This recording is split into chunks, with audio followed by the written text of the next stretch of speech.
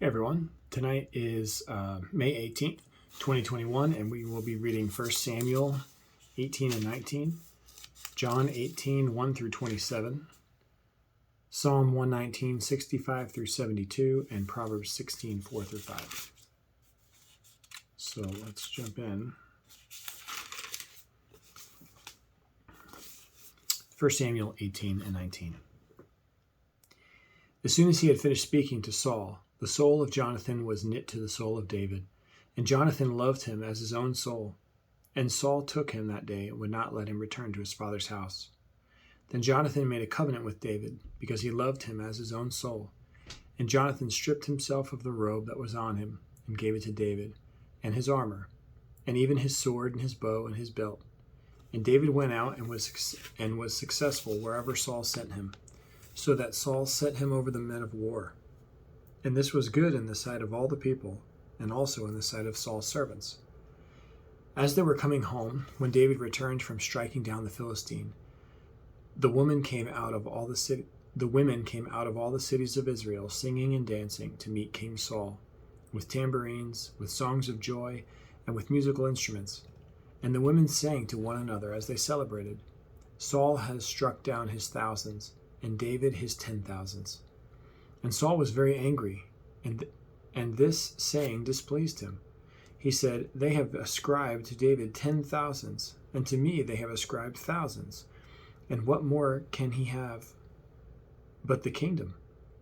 And Saul eyed David from that day on. The next day a harmful spirit from God rushed upon Saul, and he ravaged within his house while David was playing the lyre, as he did day by day. Saul had his spear in his hand, and Saul hurled the spear, for he thought, "I will pin David to the wall." But David evaded him twice. Saul was afraid of David because the Lord was with him, but he had departed from Saul.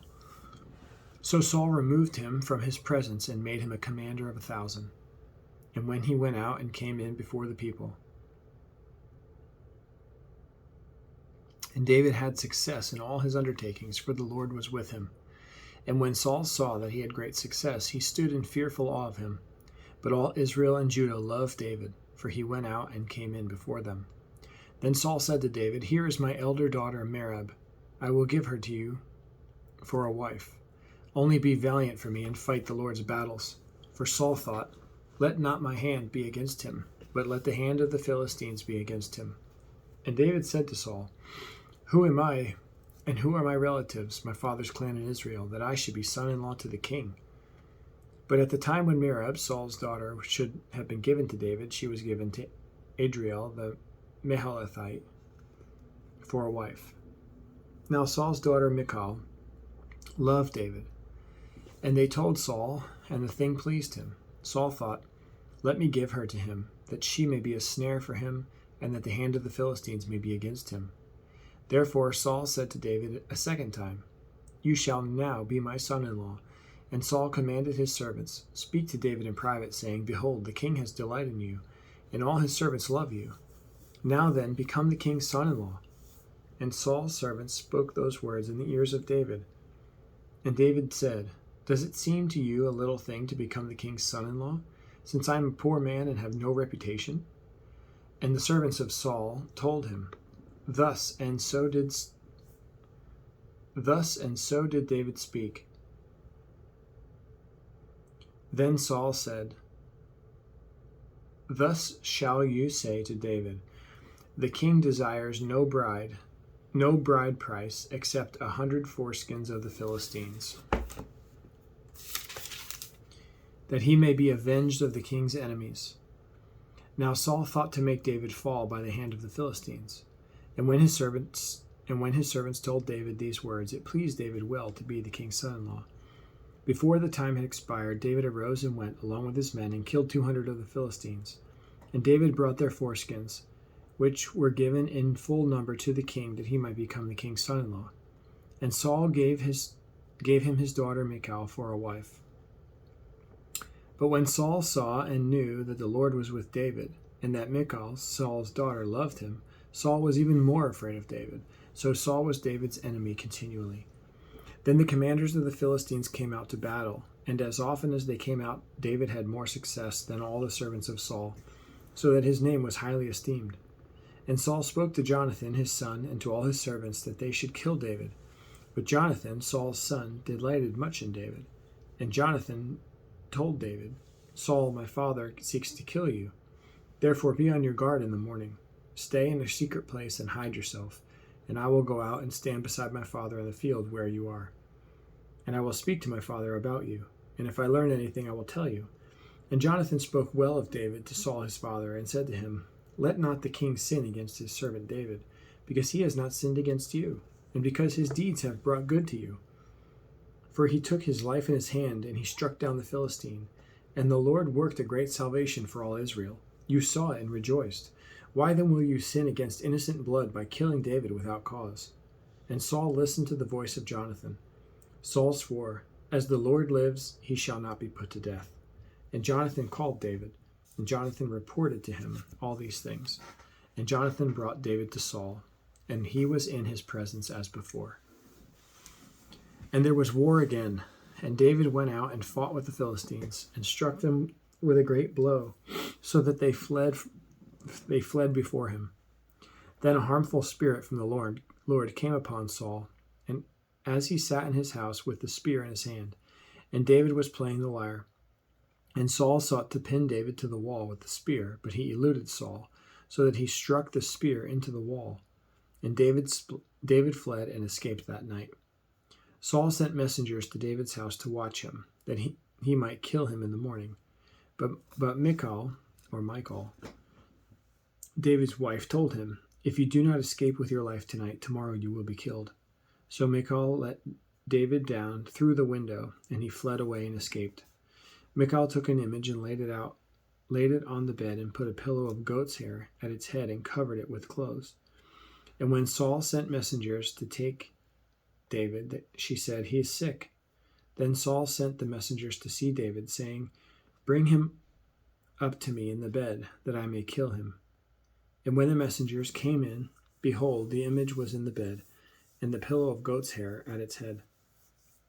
Saul said to Michal, Why have you deceived me thus, and let my enemy go, so that he has escaped? And Michal answered, He said to me, Let me go. Why should I kill you?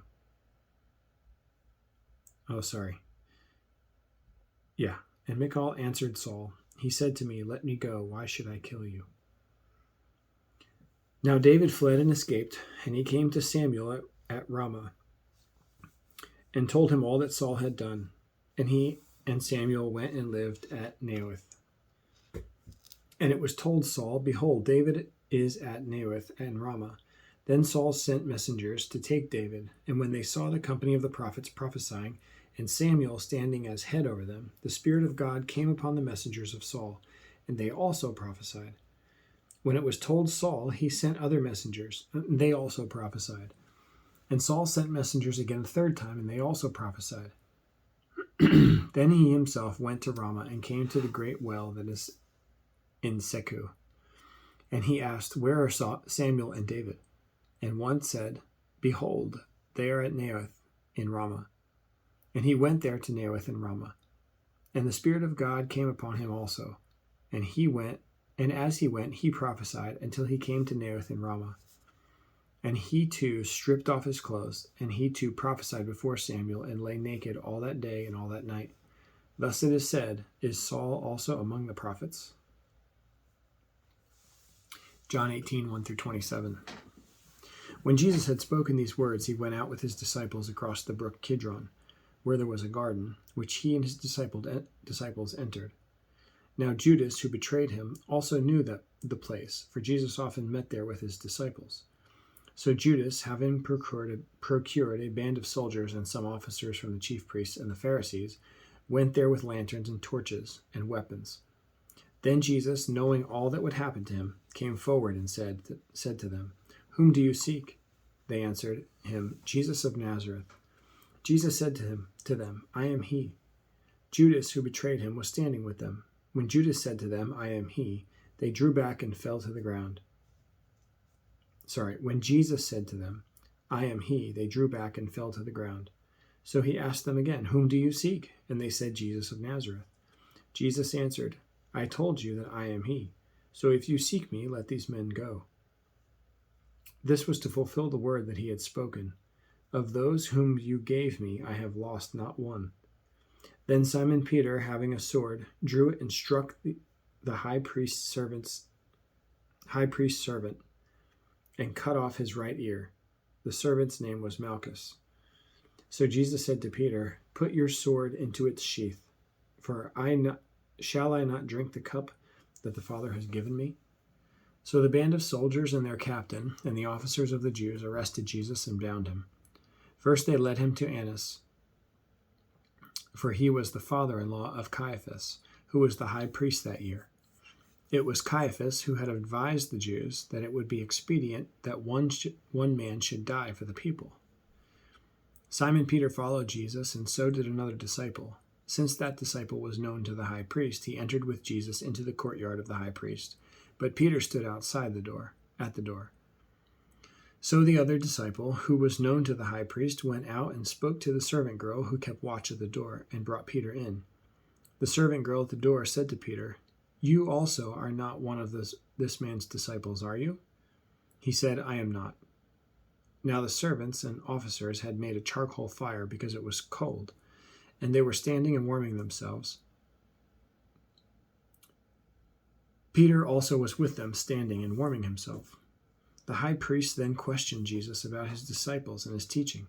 Jesus answered, "I have spoken openly to the world. I have always taught in the synagogues and in the temple, where all Jews come together. I have said nothing in secret. Why do you ask me? Ask those who have heard me what I said to them. They know what I said." When he had said these things, one of the officers standing by struck Jesus with his hand, saying, "Is that how you answer the high priest?" Jesus answered him, "If what I said is wrong, bear witness about the wrong. But if what I said is right, why do you strike me?"